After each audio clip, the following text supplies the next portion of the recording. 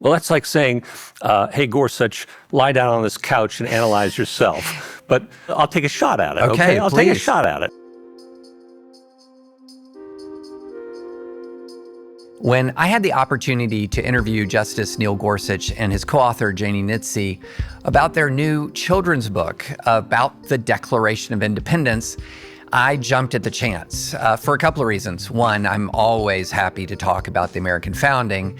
And number two, it's always a wonderful opportunity to talk to a justice of the Supreme Court and to get to know more about where they're coming from and what they think. So the conversation you're about to hear was very interesting, but I have to give you some caveats. When you talk to a judge, it is not like talking to a politician. You cannot talk about pending cases. You can't talk about facts or circumstances that might be pending cases, and you definitely, absolutely cannot talk about politics. But the conversation was very rich and very interesting, even with those caveats. I talked to Justice Gorsuch about his approach to originalism.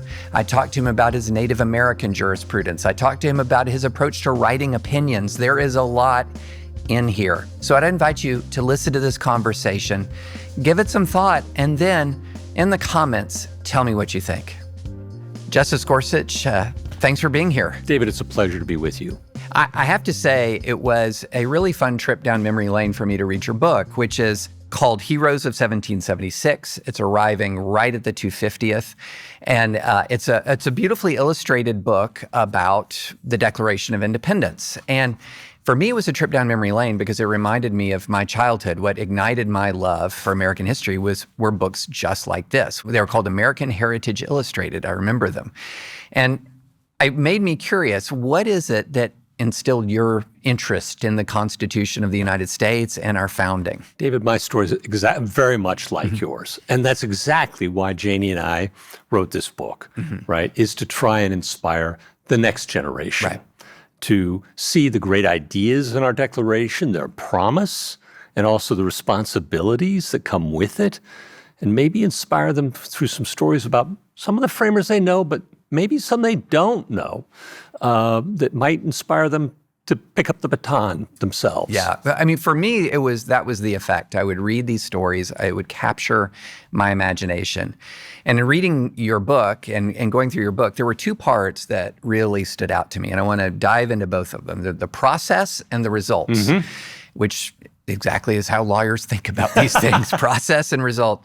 The first was the process of actually writing the Declaration and the way in which John Adams handed the pen to Thomas Jefferson and how much this Declaration really was coming from the mind and heart of Thomas Jefferson. Yeah.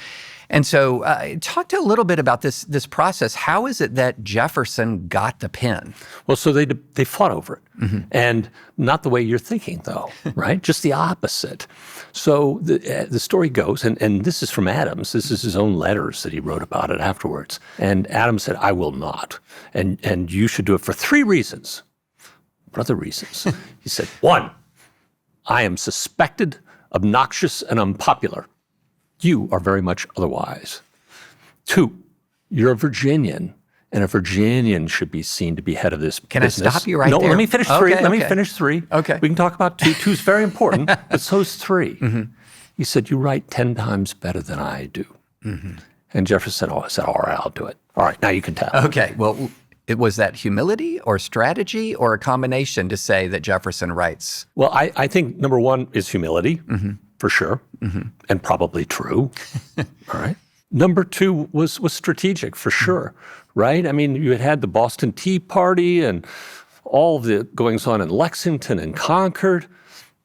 What is it to a Virginian, right? You got to drag everybody along, and you have to remember, all right, everybody thinks we live in divided times. Fine, we are, whatever, we can talk about that. But back then, only about 40% of the country was backing the Patriot cause, even in June and July of 1776. Another percent were devoted loyalists. And then the balance of the country was somewhere in between. Sound familiar? Yeah. Yeah. Yeah, absolutely.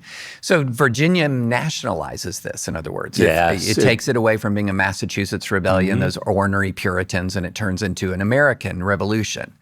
Now, the other thing that struck me is Jefferson kind of squirrels away and does the writing on his own. And so these really seminal words, this American, mission statement, we're endowed by our Creator with certain inalienable rights. This really does seem to be the Jefferson's heart expressed on paper, not writing by committee. Well, there's some of that too. Later on, This right? is later on, and he called them mutilations, what people did to it, all right? We think of the Declaration as this wonderful mutilations. Anyway, but yes, he locked himself in rooms he had rented from a bricklayer on the outskirts of Philadelphia, and he did it in 2 weeks. And he said he didn't consult any book or pamphlet. He tried merely to come up with an expression of the American mind. And I don't think he was thinking about just his mind. I think he was thinking about how people were thinking at the time. And in that, he came up with 3, I think, perfect ideas. That we're all created equal, every one of us. And that each of us has inalienable rights given to us by God, not privileges from government. And that we have a right to rule ourselves. And those ideas were incredibly radical at the time. We forget that. We think of them as the air we breathe. But in 1776 in Europe, it was a shock wave, right? A British newspaper said Americans had declared for themselves an unalienable right to speak nonsense. So the second part, we talked about process. There's also results, outcome. What was striking to me is about the last third of the book is about the costs that were paid. That we had, we look back on the Revolutionary War as a glorious victory, and it was, but at terrible cost. So talk about a little of the cost that the signers of the Declaration endured. Before we leave process. Okay. All right? Let's not leave process too soon. We're lawyers, all right? You forget that it wasn't like they snapped judgment, it was unanimous, right? We don't talk about this nearly enough. The people behind the Declaration. And it's, to my mind, it's always the people and the humanity of them that inspires me. A third of them lost their homes, the signers, destroyed by the British. Many of them were jailed. Some of them had their wives jailed, their children jailed. When they said they devoted to one another their sacred honor, their fortunes, all of that, they meant it. They spent their fortunes on the revolutionary cause. One of my favorite stories in the book is Thomas Nelson, one of the signers from Virginia. He was head of the militia, Virginia militia at Yorktown. And when he saw that the British were using his home as a headquarters, he didn't hesitate to have men fire on it. And when he died impoverished many years later, having spent much of his fortune on the patriot cause, so poor that they buried him in an unmarked grave so his creditors couldn't use his body as collateral. Think about that. He was asked, do you have any regrets? And he said, I'd do it all over again. So there is an interesting symmetry here between this book and your last book, Overruled. Hang with me here. I'm waiting. Okay, I promise you I'm going to connect these two because I think there's an interesting way they connect to me with your jurisprudence. And oh, wow. Now that's a trifecta if you can do that, we're David. going for it. We're going for it. Okay, so here's what I see in Overruled, and here's what I see in especially the last bit of the book where there's such an emphasis on the punitive power of the state attacking and depriving the rights of vulnerable people. Overruled was a lot about a more peaceful version of this, where you have very large bureaucracies, very complex webs of rules and regulation that trap regular folks in their web. And it's always struck me, I have always seen your jurisprudence, and forgive me if this is something that you're going to completely disagree with, as a combination of originalist and anti-bully. And I see that in both of these books, and I have seen this in many opinions that you've written. And so I just wanted to float that idea past you about your own jurisprudence. Well, that's like saying, hey, Gorsuch, lie down on this couch and analyze yourself. But I'll take a shot at it. Okay, I'll take a shot at it. I don't know. You're allowed your theories, but I would say that one of the most striking and inspirational things about the American experiment to me is the emphasis it places on the individual and his intrinsic value. You're not valuable as a cog in a machine to others' ends. You have value in your own right. You are my equal. You have inalienable rights. You have every bit as much right to rule yourself as I do. And those ideas, I just think those are perfect ideas. Are they imperfectly executed? Do we have a ways to go even today? You betcha. But those ideas speak to every human heart. Mm-hmm. They exclude no one, and they inspire me, yes. Well, and I've also noticed, not just from, you've written a book about the 250th anniversary of the Declaration, but read many, many of your opinions, and you really focus a lot on history and case after case. And I've been particularly struck by your focus on history and the Native American cases. You have developed a reputation as maybe the greatest friend to Native Americans who's ever sat on the Supreme Court.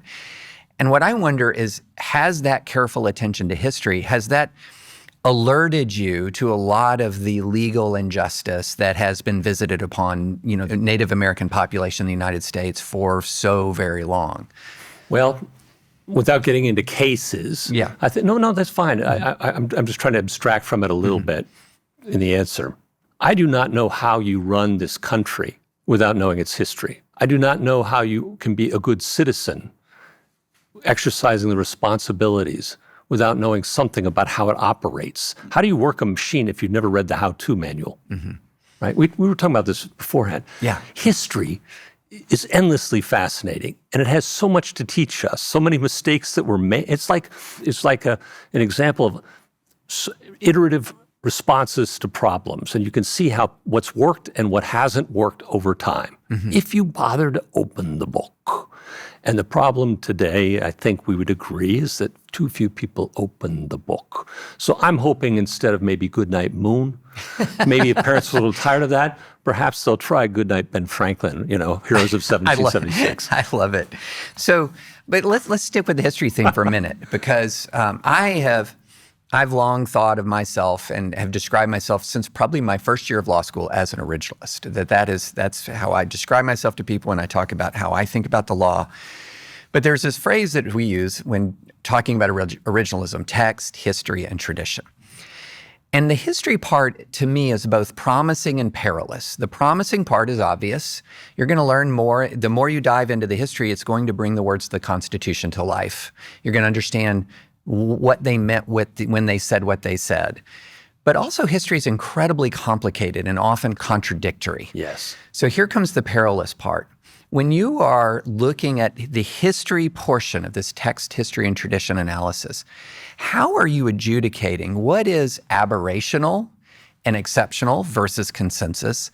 And how do you decide which people to listen to, such as like an early American legislature isn't an interpretive body. They're not interpreting the law the way, say, a judge was, but how relevant is what they do? So how are you sorting through this incredibly complicated history that bears on so many of our cases? David, you ask a very good question of an originalist about methodology. Mm-hmm. It's an important question. Answering it is complicated, difficult, and long. I would say only this: you're asking the right question. Instead of asking what the judge ate for breakfast or what he thinks a perfect world should look like, he's trying to answer what the people of the United States in their Constitution or the laws adopted. And in that way, he's bringing real the promise of the Declaration of Self-Rule rather than ruled by judges. Mm-hmm. So yeah, we can have a long, fun, academic conversation about sources and sorting mainstream from aberrations, but that's the project of trying to figure out what the original meaning of the law is. As a journalist, I'm very keenly aware of when I write something, if people are interested in it and not interested in it.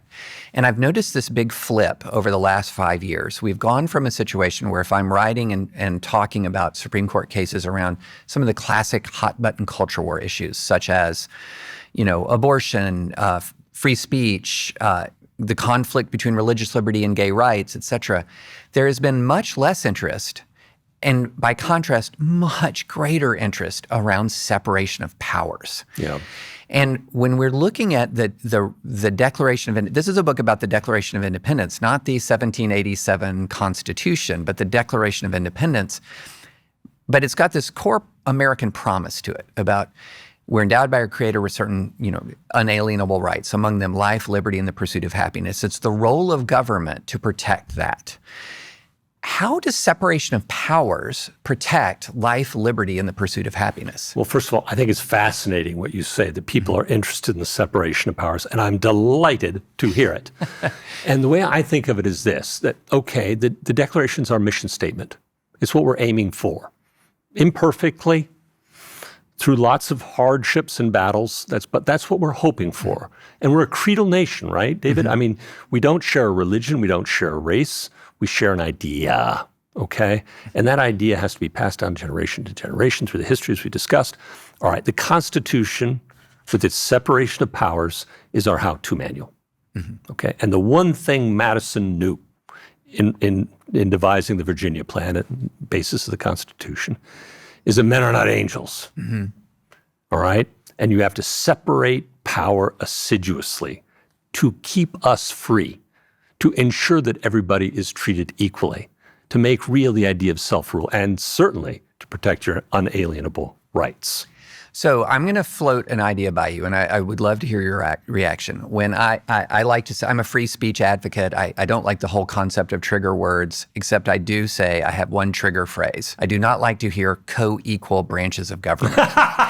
And I tell you why. That's the good English grammarian in you. Yeah, I don't like that, but I don't like it because I don't think they are exactly co-equal. Oh, interesting. Okay. And I think of Article 1 as Article 1 for a reason. Yeah. You might say first among equals would be the congressional branch. And it strikes me that one of the reasons why, and I'm not going to ask you to cast shade, as the kids say, on another whole branch of government, but it strikes me as one of the reasons why the Supreme Court is so much in the center of the national conversation right now is that in many ways Congress has taken steps back. And a lot of your decisions have been, wait a minute, this is something that Congress has to decide, that this is a role for Congress only. So in separation of powers, it is just not the case, right, that when one branch steps backwards, another one has to step forward. Well, I do think it would be crazy to say we are a democracy or a republic, and yet simultaneously entertain the notion that 9 old judges in Washington should govern us all. Okay? Now, you'd want 9 wise old judges to decide the meaning of a law independently without fear or favor to anyone and vindicate your rights in a trial. Absolutely, that makes perfect. But to rule everybody, to pass the laws, to amend the Constitution, that would make a mockery of the Declaration and of the Constitution. And so, yes, it is their responsibility to do it. Now, I want to defend them a little bit. Okay. Please, because I don't. Because they pass about 2 million words in new legislation, I think every year, every term. I can't remember which, but they're doing a lot, and they're keeping us pretty busy, David. So I think of, when I think of, and your book is about the Declaration of Independence, not the Constitution. And I think of, when I think about the relationship between the two, I think of the Declaration of Independence as, to use a corporate analogy, it's like the mission statement. Yeah. And the Constitution is the bylaws. It effectuates the mission statement. But my question is, how much do the sweeping sort of principles of the Declaration of Independence, do they inform your work at all, or is that more of historical interest than it is sort of practical interest? I think they inform the work of every citizen, right? And we talk about this at the end of the book, right? Okay, here are these 3 ideals. Were they real for everybody? In some, certainly not, right? But the women at Seneca Falls in 1848 could appeal to the nation and say, yeah, all men are created equal. So are all women and men, all right?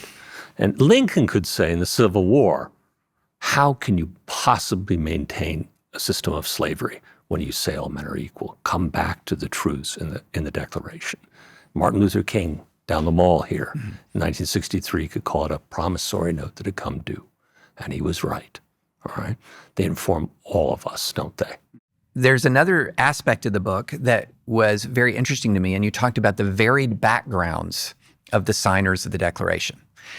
Let me ask you this about the court itself. Do you think there is value in having people of maybe more, and when it comes to future justices, is there value to have, say, more people with legislative experience, a greater diversity of legal backgrounds? There seems to have been an interesting professionalization of the path to the court, where there's now sort of a judicial career path that's a little bit different from when I was younger. And I was just wondering what you thought about the possibility of, varying in different backgrounds and what that might bring to the court, if anything. I think we've got a very varied court as it is, right? You've got 9 different justices from all over the country. Well, the appellate corridor may be overrepresented. Slightly overrepresented. Appointed by 5 different presidents over 30 years. And some of us are originalists, and some of us are very much not, okay? But yet we're able to talk to one another and listen to one another and find common ground a surprising amount of the time. 40% of our cases we decide unanimously, right? You give us the 70 hardest cases in the country every year. Where lower court judges have disagreed and we're able to reach unanimity that much. I think that's a miracle, right? And maybe a third of our cases are 5-4-6-3, but only half of those are the 5-4-6-3s you might be thinking about. And then you compare those numbers back to 1945 when Roosevelt had appointed 8 of the 9 justices, and the figures are the same today as they were then. And when I think about that, and the diversity of the court was different then than it is now, it does remind me, and going back to the men at the Declaration or at the Constitutional Convention coming from around the country with different perspectives, different voices, the rabble-rousers from Massachusetts, the folks down in South Carolina were not sure at all about this project. And they debated and they disagreed. And it shows you that people from different perspectives, different walks of life, along whatever axis, can, when they listen to one another, work together in good faith and assume that the guy across from me loves this country every bit as much as I do. Great things can happen. So one thing that is striking about your work is you write a lot of concurrences. And I'm thinking of the tariffs concurrence. And when you just had the tariffs decision, you wrote a pretty long concurrence that was really taking a look at the arguments of the other justices. What is the decision-making process that you undertake, whether you're going to write a concurrence or not? What are the steps you go through, and what are you hoping to accomplish when you write a concurrence? Well, I took an oath to essentially call them like I see them, all right, without fear or favor to anyone. And so that's my job. That's my job. And so when I need to do that, I need to do that. If I don't need to do that, that's all the better, right? It makes for an easier day at the office. But sometimes you have to do it. And when I think about that, I think about actually the Declaration. One of the list of grievances against the king was that he had taken away independent judges and juries, right? And sent them to vice admiralty courts, right? In colonists, essentially judges who were answerable to the king. And they wanted to send cases even back to Britain so that there would be juries there rather than in the locality. And I just think what a treasured gift we have, right? Where no matter how unpopular you are, rich, poor, doesn't matter. The judicial oath says, administer justice without respect to persons, rich or poor. Any difference. That's my job. What a beautiful job it is to just come into the office and say, what does the law, as best I can tell, as difficult as it sometimes is. The dangling modifiers and some of the statutes that we're given are, but to fulfill that oath and to try and realize what the framers of the Declaration had in mind when they listed it as one of their grievances against the king. To discharge that job is a privilege and it's humbling. So a last question. When we were talking about the 250th earlier, we were also talking about the 200th, the bicentennial. Yeah. And there's a lot going on right now in our country at 250. There's a lot of division. There's a lot of contention. We don't like each other. And we were talking earlier about the potential of the 250th to bring us together. And I would just love it if you would reflect back on, we're both old enough to barely remember the 200th. And Can the 250th have the same effect on us that the 200th did? David, I hope so, right? I mean, I don't want to be Pollyannish about it, right? We are always going to be divided over things. They were divided over the Declaration. Even during the Revolution, they were divided. I mean, Ben Franklin and his son were divided over the Revolution. We tell that story in the book. You know, William winds up living in England as he was a loyalist. They barely spoke for years. So, of course, we're going to have our disagreements. Open up a page of history. America is always going to have its disagreements. But can there be moments and ideas that unite us? And I do think the Declaration has that power because it does speak to every one of us. And this anniversary has a little power in that regard. What does semi-quincentennial mean? It doesn't roll off the tongue. It doesn't roll off the tongue. No. It means halfway to 500. It's a journey. We're not at our destination. We are not a perfect union. We have work to do. And this is one of the things we have work to do on, being able to listen to one another, trust one another, recognize that the person I disagree with is usually operating in good faith and loves his country too, right? All right. But the 200th, you know, we do remember that. And it did have that power. You have to remember, as tough as things might seem today to you and me, well, how did it look in 1976? We just came out of Watergate. Men were coming home from Vietnam who were very different than the ones who left. We were suffering from stagflation. I mean, yes. Oh, and by the way, we had an unelected president. All right. Okay. And it was a moment. You know, I remember going around and painting fire hydrants red, white, and blue. I remember the Gemma family across the street in Denver took their VW bus. It was red, and they painted the stars and stripes on it. And I do think it has a potential for a moment where we can remember that more unites us than divides us in this country. Those three great ideas are perfect, and they unite us. Thank you so much, Justice David, Gorsuch. thank you very much. I really appreciate it.